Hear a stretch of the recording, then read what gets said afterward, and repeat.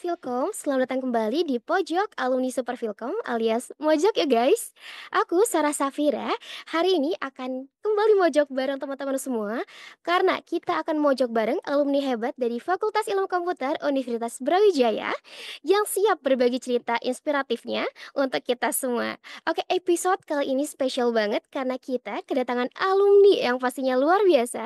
Beliau adalah Kak Hanif Kuncahyo, alumni Teknik Informatika tahun 2012. Oke, perjalanan karirnya nggak main-main nih teman-teman.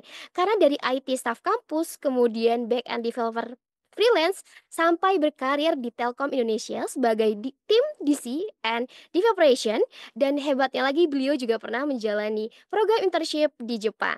Oke, langsung saja kita sapa narasumber kita hari ini yaitu Kak Hanif Kuncahyo. Halo Kak Hanif, Halo Kak Sarah, gimana nih Kak Hanif kabarnya hari ini? alhamdulillah sehat, baik. Baik ya Kak Hanif ya. Oke, kalau boleh tahu nih Kak, mungkin ada sedikit perkenalan sendiri dari Kak Hanif? Ya, halo teman-teman Filkom. Saya Hanif Pencahyo Adi, alumni dari Filkom. Dulu waktu saya masuk masih program nih. Saya termasuk angkatan yang pertama, angkatan 2012 di Fakultas Teknik Informatika. Dan setelah lulus, saya menjalani beberapa karir, sempat membantu di universitas juga, di bawah Pak Ahmad Basuki sama Pak Kasiful. Halo Bapak-Bapak, mungkin masih ingat saya. Dan sekarang saya berkarir di Telkom Indonesia. Itu mungkin, Kak Sarah. Oke, siap Kak Hanif. Aku nih melihat perjalanan ke Hanif keren banget ya Kak Hanif ya. Langsung aja nih kita coba kepoin ya teman-teman Filkom tentang cerita dari Kak Hanif. Oke Kak Hanif, kalau kita boleh coba throwback sedikit ke masa kuliah Kak Hanif ya Kak. Mungkin ada nggak sih Kak momen-momen berkesan selama kuliah atau menjadi mahasiswa di Filkom Kak? Wah, kalau momen banyak ya. Eh, Kebetulan saya ada soal-soal, momen-momen soal akademik sama non-akademik nih. Mau yang mana dulu nih? Oke, mungkin dari akademik dulu ya Kak Hanif ya. Kalau dari akademik ya, akademik tuh karena saya dulu tuh di Filkom termasuk angkatan yang pertama ya. Jadi kayaknya dosen-dosen itu masih deket banget gitu sama para mahasiswa tuh. Karena dulu tuh ya termasuk dosen-dosen muda seperti kalau kalau teman-teman sekarang mungkin masih ada ya Pak Aryo, Pak Eko Sakti, Pak Komang tuh. Nah, beliau-beliau ini ke teman-teman mahasiswa itu ketika ngajar itu ya seperti ngajar adik-adiknya gitu. Jadi saya sih waktu kuliah awal-awal tuh ngerasa ya termasuk enak lah karena kalau pembelajaran IT yang serius itu dibawain dengan lebih fun itu, jadi kita tuh kayak belajar bareng temen gitu rasanya lah. Dan saya beruntungnya beliau-beliau ini baik-baik sih, hebat-hebat. Dulu tuh saya inget banget waktu saya lagi di lab gitu kan, udah hampir selesai nih Kak skripsinya. Terus udah mau seminar hasil, waktu itu Pak Eko Sakti datang ke saya tuh. Beliau cerita, "Mas, itu ada program internship ke Jepang, itu lewat Soi Asia. Kebetulan koordinatornya Pak Ahmad Basuki, kan. Mau coba daftar nggak, Mas?" Gitu. Wah, itu pada saat itu pikiran saya tuh, "Ah, enggak lah, Pak, saya tuh nggak terlalu suka yang berbau Jepang," gitu kan. Biasanya teman-teman tuh ada yang waktu kuliah ya suka anime dan sebagainya itu. Nah, saya tuh nggak terlalu suka yang kayak gitu. Jadi saya awalnya nggak begitu tertarik sama programnya.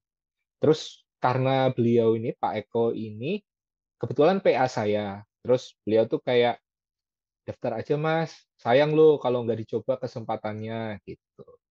Nah, beliau sih yang meyakinkan saya untuk, "Ayo coba yuk, coba," gitu. Sampai pada akhirnya dari seleksi itu saya salah satu mahasiswa yang diberangkatkan gitu.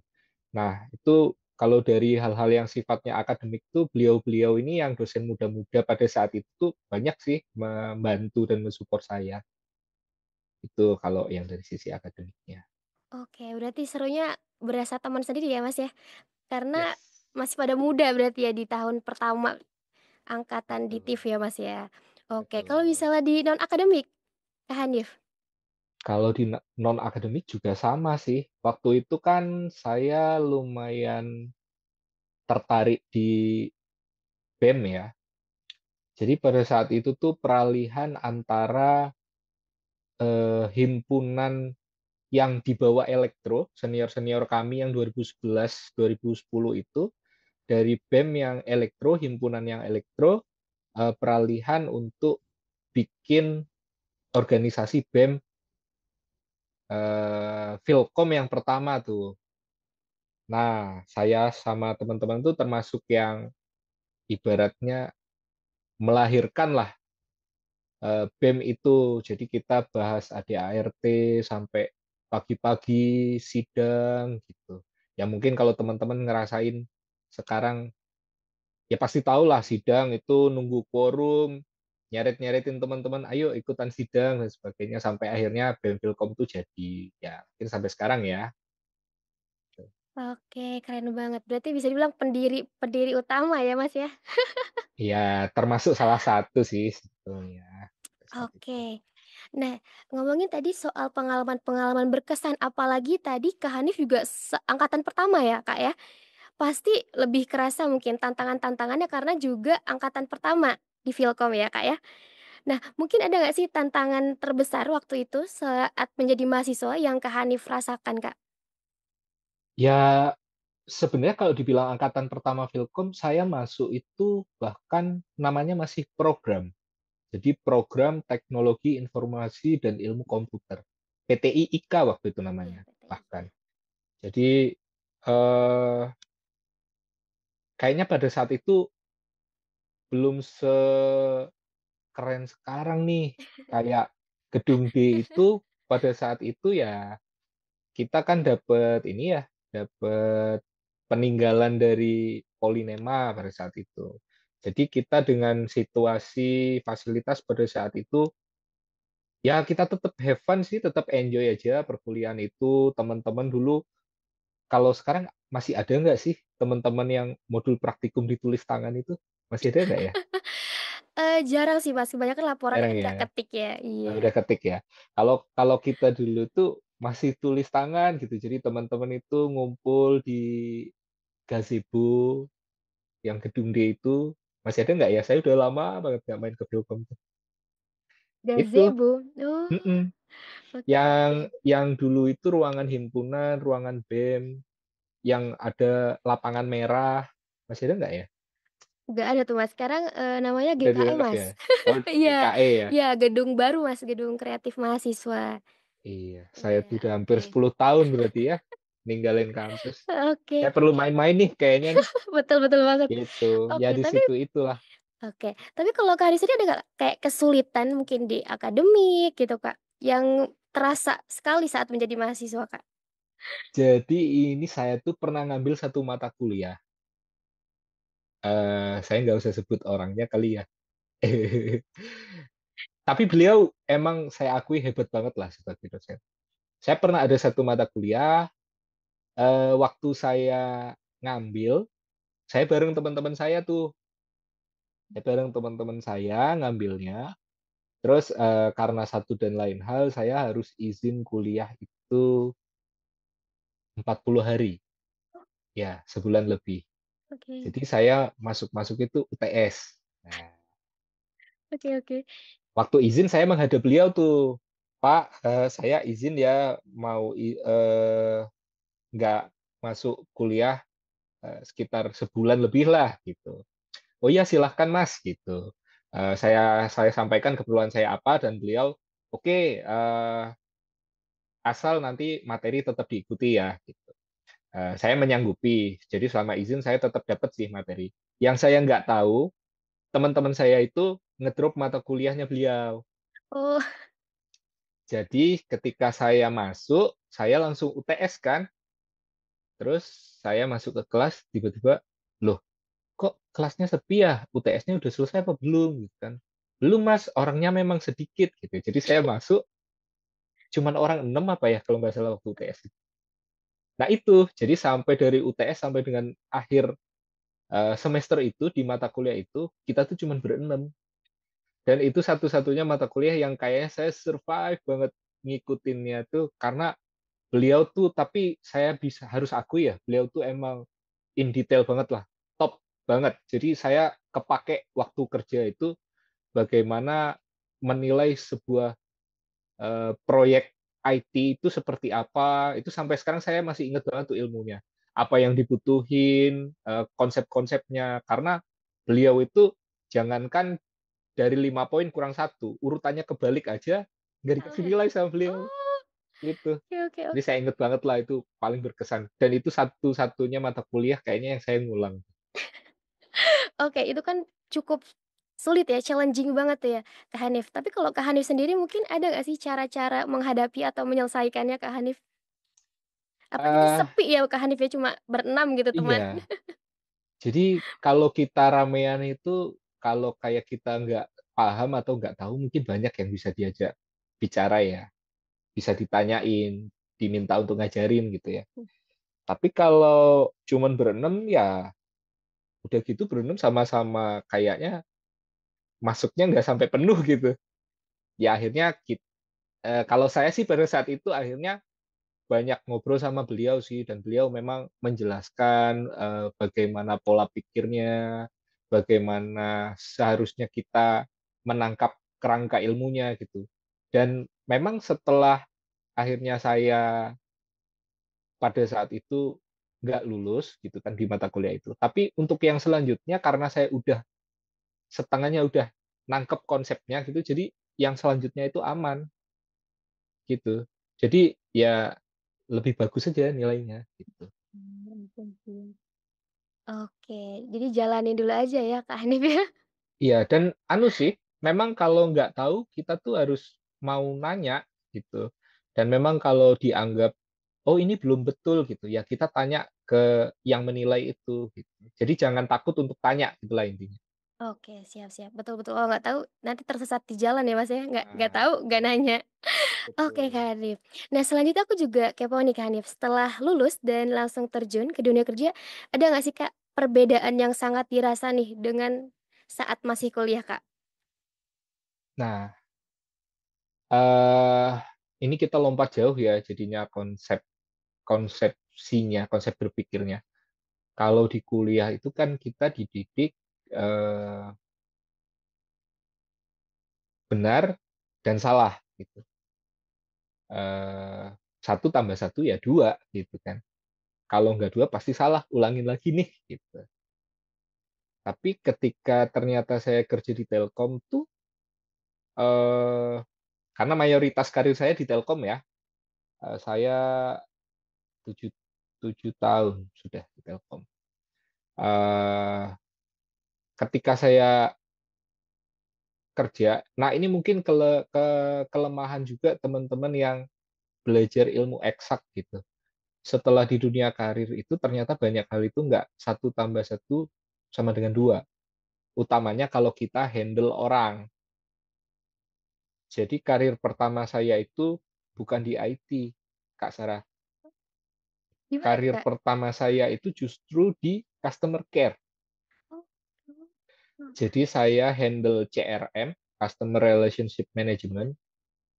eh Walaupun IT-nya kepake untuk data analytics sih, data profiling gitu. Jadi ya query-query database, bikin data processing, bikin data prospek pelanggan dan sebagainya itu. Tapi di sisi yang lain tuh saya lebih banyak untuk handle orang. Jadi kalau kita kita ngoding nih, kita ngoding, terus salah codingnya, di run nggak sesuai ekspektasi, palingan kita hapus tuh codingnya, kita coding ulang, gitu kan. Nah ternyata kalau ngurus orang itu nggak bisa kayak gitu, Kak. Oh, Jadi kalau ngurus orang itu ya kita harus banyak indikator-indikator yang harus kita kuasai, gimana caranya ngerayu orang, gimana caranya kita minta tolong ke orang tanpa orang itu ngerasa keberatan, gitu. Dan itu sih mungkin skill-skill yang nanti teman-teman kalau yang di Filkom ya utamanya karena urusannya sama komputer nih, nggak pakai perasaan biasanya ya. Nah itu harus teman-teman coba lengkapi dengan salah satunya ya organisasi mungkin. Itu sih. oke, berarti soft skill tuh penting banget juga ya Kak ya di dunia kerja ya? Nggak Yes. melulu tentang ilmu yang dipelajari di kuliah begitu ya Kak ya? betul. Justru justru tantangan kerja itu justru mayoritas malah di soft skill sih, Kak. Kalau kalau kalau ilmunya teman-teman Filkom ini saya juga mantau sih teman-teman alumni Filkom di beberapa perusahaan adik-adik kelas tuh kalau ilmunya jago-jago lah mereka. Soft skill itu yang pada akhirnya banyak menolong kami-kami ini ketika mungkin bekerja di korporasi. Oke, noted. Berarti teman-teman kita harus, tanamkan ya soft skill tuh penting banget ya, Kak, ya, di dunia kerja apalagi gitu, nggak melulu tentang hard skill yang kita punya ya, Kak, ya, ternyata ya. Ya, betul. Oke, Kak Hanif, kalau menurut Kak Hanif sendiri nih, pekerjaan yang sekarang itu linear gak sih, Kak, dengan jurusan kuliah Kak Hanif dulu? Nah, kalau selama di Telkom ya, ini saya lagi-lagi ngomongin Telkom, nggak apa-apa ya. Atau secara general deh, gini, kalau kita kuliah di IT itu, gelar kita kan Eskom ya. Betul. Orang itu mau taunya kita Eskom itu bisa ngoding sampai bisa install ulang Windows gitu. Hal yang paling remeh itu. Atau sekedar ngekrimping kabelan deh. Jadi saya itu pernah ada satu kejadian harus ngekrimping kabelan untuk monitoring sensor. Terus supervisor saya ngecengin, gimana sih mas? Katanya Eskom ngekrimping kabelan aja kebalik gitu. um, Soal linear gak linear itu pada akhirnya ketika di pekerjaan banyak opsi. Kita mau jadi spesialis atau generalis. Kalau kita di korporasi, biasanya kita dituntut untuk jadi generalis biasanya. Kalau saya di Telkom kebetulan saya pernah 3 kali ganti unit itu. Yang pertama customer care tuh, yang jelas dia handle orang. Tapi masih ada urusannya irisannya sama IT, yaitu bikin data pelanggan. Gitu kan. Yang karir kedua pindah unit lagi ke IS, jadi dia Information System Support. Nah itu yang paling linear tuh. Jadi saya nyiapin VPS, virtual machine, nyiapin database untuk teman-teman yang butuh operasional gitulah. Dan yang terakhir ini saya di data center and DEVA. DEVA itu sebenarnya Digital Energy Facility. Jadi kenapa disebut digital itu? Karena kita monitoring catu daya itu pakai sensor IoT gitu. Jadi kalau dibilang irisan nggak irisan, selama di Telkom sih bisa jadi saya nggak linear gitu, nggak linear. Tapi ternyata saya bersyukur karena saya kuliah di informatika ya, banyak hal yang ternyata di pekerjaan itu sangat kepake gitu. Gitu. Jadi saya kebetulan sering terima anak magang kalau di kantor. Saya juga nunggu nih kapan nih teman-teman Vilkom ada yang mau magang di tempat saya gitu. Kalau ke teman-teman magang itu saya biasa titip gini. eh Satu, saya nggak pingin ya teman-teman bilang Eskom itu nggak harus bisa ngoding gitu. Karena bisa ngoding itu privilege-nya teman-teman. Betul. Itu satu. Terus yang kedua, kalau kuliah dipelajarin semua. Mulai dari ngekrimping kabelan, mulai ngekonfig jaringan komputer, belajar SISOP, kan sistem operasi, security, belajar machine learning, belajar algoritma, karena nyatanya di saya ketika saya 7 tahun berkarir ini, hampir semua itu beda-beda semua kerjaannya. Di karir pertama saya itu saya data analisis. Di karir yang kedua saya ngoperasiin VM, config database. Di karir yang terakhir ya saya ngekrimping LAN, narik sensor, terus pemrograman PLC, IoT, pakai Python gitu. Jadi ya sebisa mungkin kalau kuliah explore semua gitu. Supaya waktu kerja itu siap gitu intinya. Oke, berarti memang penting banget ya, Kak, ya, dan kita nggak bisa nentuin satu di satu matkul doang sukanya atau di satu bidang tertentu ya, Kak, ya. Ternyata semua Ya, itu kepakai di dunia kerja ya, Kak, ya. ya, Oke oke siap. Nah aku juga lihat nih di CV-nya Kak Hanif juga ada pengalaman magang ya Kak ya di Jepang ya Kak ya. Ini menarik banget nih. Kalau boleh boleh diceritain nggak nih Kak Hanif, gimana sih suasana kerja, di Jepang? Apalagi kan pasti beda banget nih culture-nya ya Kak ya? ya. Em, Sebenarnya di Jepang itu saya nyangka nggak nyangka sih. Saya kaget terus terang. Karena kesempatan di Jepang itu bikin saya terbuka wawasannya kalau oh ternyata perbedaan culture dalam belajar dan bekerja itu sangat nyata gitu. Jadi teman-teman nanti selepas lulus kuliah eh, harus belajar untuk beradaptasi lah dimanapun teman-teman itu bekerja atau ditempatkan. Di Jepang itu orang kerja masuk duduk kayaknya nyaris nggak ada yang ngerumpi deh. Jadi mereka tuh benar-benar kerja itu fokus sama apa yang dikerjakan. Kalau butuh diskusi, seingat saya ya, ketika butuh diskusi itu fokus sama topik diskusinya dan jarang banget tuh kayak kalau kita tuh kan ngobrol secara sosial ya, kadang-kadang kayak sekedar nanya kabar atau nanya keluarga atau nanya teman atau ngajakin main gitu kan. Kalau di Jepang itu benar-benar kalau mereka udah masuk, duduk, kerja, itu fokus bener gitu. Jadi saya juga ketika masuk situ nggak banyak interaksi, tapi berbeda ketika meeting dan presentasi.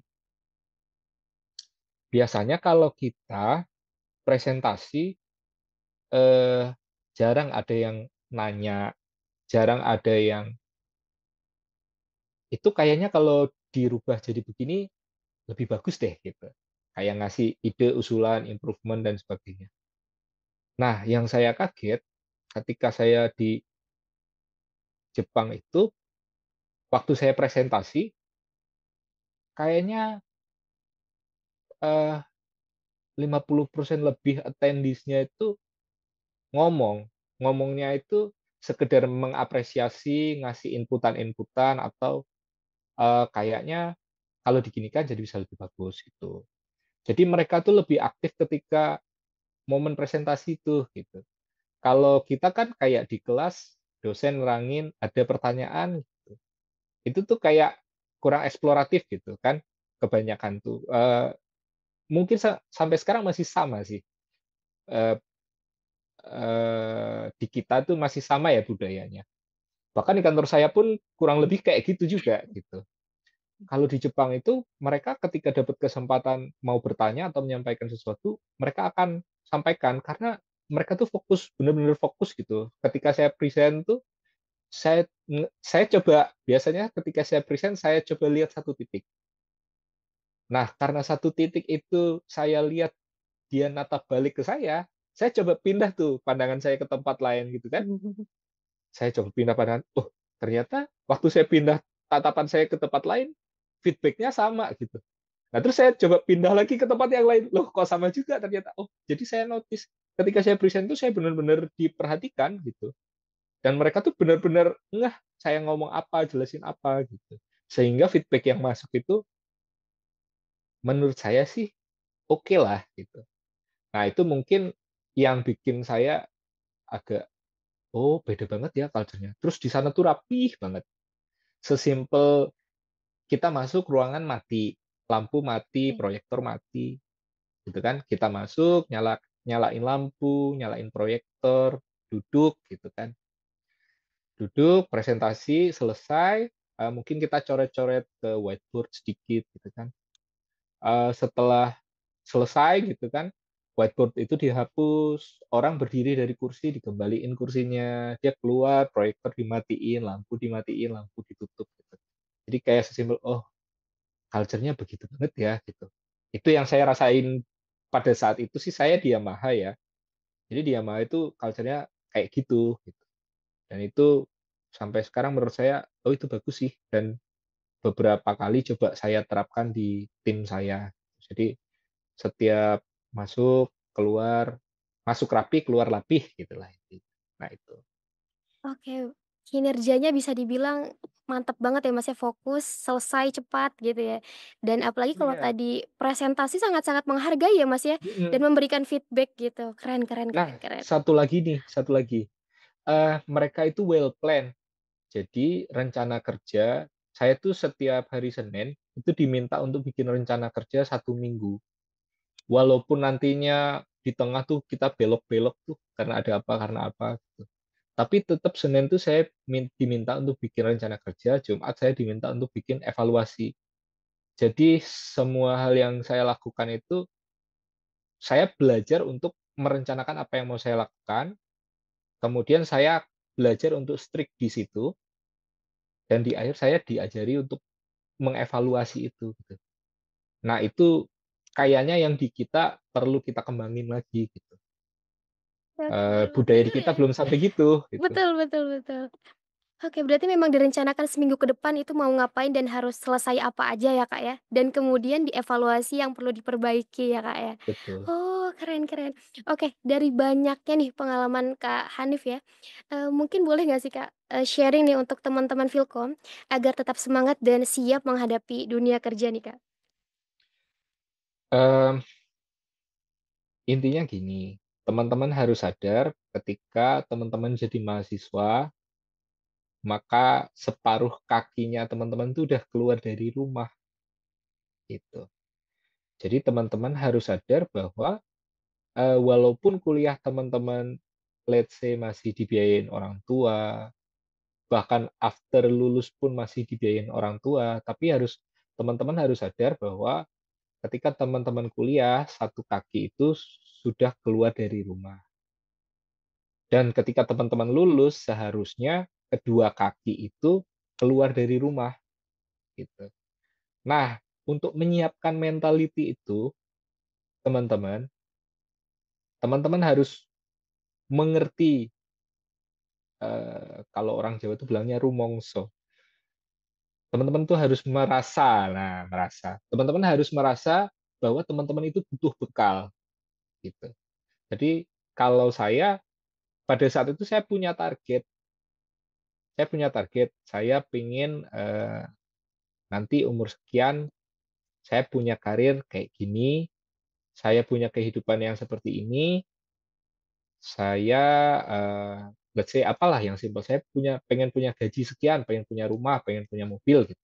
Nah ya, nah dari situ saya waktu kuliah saya akhirnya bikin how to-nya tuh. Jadi oh kalau saya pengen jadi profesional IT berarti saya harus nyiapin ini. Terus kalau saya pengen sukses, saya harus belajar ngembangin diri. Caranya gimana? Ikut organisasi, kegiatan, apapun kepanitiaan lah gitu untuk self improvement. Jadi dengan kita punya target, kita menyusun langkah-langkahnya kita mau ngapain. Nah dari situ kita ketika kita lagi down, mungkin hal yang kita targetin nggak sesuai rencana, misal kita ngambil mata kuliah ternyata nilainya C, gitu. Kita tuh bisa bangkit lagi gitu, karena kita tahu kita mau apa, kita harus gimana. Itu di awal. Walaupun kayaknya nggak asik ya, masa sih kita kuliah tuh udah harus mikir begini begitu. Tapi eh, ini di saya pribadi ya, saya merasa bersyukur pada saat itu sedari kuliah saya sadar kalau saya itu udah punya target. Dan saya meyakini ketika saya lulus kuliah, maka kedua kaki saya itu harus keluar dari rumah. Sehingga saya ketika keluar kampus, lulus, itu saya udah siap gitu. Dan bukan berarti saya nggak pernah gagal, ya yang saya ceritain, saya juga pernah ngurang matkul gitu. Saya juga pernah ngedrop mata kuliah karena nilainya nggak sesuai. Saya pernah kegiatan, uangnya minus gitu. Waktu kegiatan saya inget banget itu di Snapfilcom pertama, laptop saya keguyur air, padahal itu kayak harta saya yang paling berharga tuh keguyur air dan bener-bener mati laptopnya. Jadi tugas-tugas di sana, kerjaan di sana. Terus yang bikin saya bangkit ya apa ya? Saya inget-inget tuh, saya nggak boleh tuh nyerah cuman karena laptop saya keguyur air dan mati gitu. Pada saat itu kalau ada tugas akhirnya ya saya tulis tangan dulu. Begitu kelar, saya pinjam laptopmu dong, saya kerjain. Dan berdoa sih. Jangan lupa doa orang tua itu penting ya. Jadi kalau teman-teman ngerasa capek, ngerasa kok kuliah begini ya, kayaknya aku salah jurusan dan sebagainya. Gitu. Percayalah teman-teman itu kadang-kadang itu kayak takdir, takdir yang kalau teman-teman jalanin dengan apa ya, dengan sebaik yang teman-teman bisa, nanti Dengan ketika sungguh-sungguh. teman-teman ya dengan sungguh-sungguh, ketika teman-teman lulus itu teman-teman akan tahu, oh ternyata saya itu ditaruh di sini tuh maksudnya ini toh gitu. Eh, kita punya banyak waktu nggak ya? Iya punya Mas. Ada ya. Saya boleh cerita dikit nggak? Boleh boleh boleh. Ya. Jadi saya waktu itu kuliah kuliah di UB itu jauh, Mbak, perjalanannya. Sampai saya akhirnya memutuskan kuliah di UB. Yang pertama dari waktu SMA tuh saya kepengennya masuk SMA yang menurut saya favorit lah. Tapi karena pada saat ujian itu saya sakit, jadi nilai UN saya tuh nggak terlalu bagus. Hmm. Jadi saya masuk SMA-nya bukan yang favorit. Tapi saya tetap berusaha untuk ya udahlah dijalanin aja gitu. Nah, akhirnya di SMA itu alhamdulillah waktu itu undangan itu masih pakai kuota. Jadi yang dapat undangan itu cuma sekian persen dari total seluruh siswa gitulah. Nah, terus saya ngomong beberapa universitas ke orang tua saya yang saya pengen, ya salah satunya UB sih memang. Terus orang tua saya pada saat itu cuma bilang, eh udah targetmu UB aja gitu. Jadi saya pada saat itu karena saya ngikutin orang tua ya, saya tuh nutup opsi yang lain gitu. Ya udah kalau orang tua mintanya saya ke UB dan kebetulan saya memang pengen di UB salah satunya, oke berarti UB akan saya kejar gitu kan.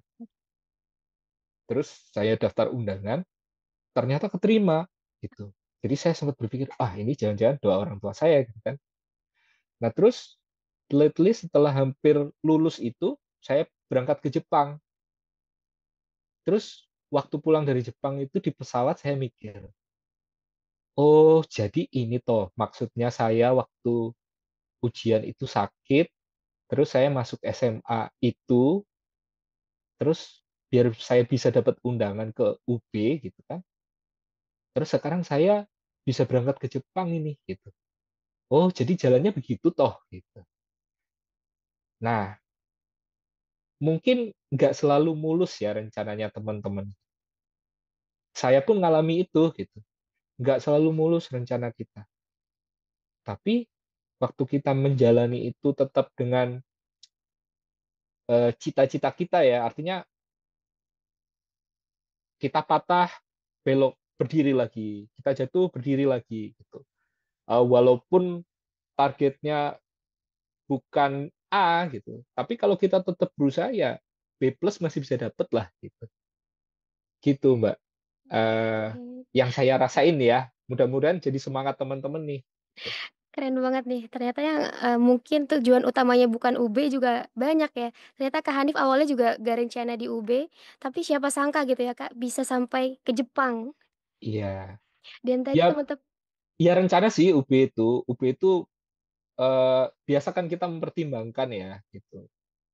Tapi saya tuh sebenarnya kepengen keluar dari Malang pada saat itu kepikirannya.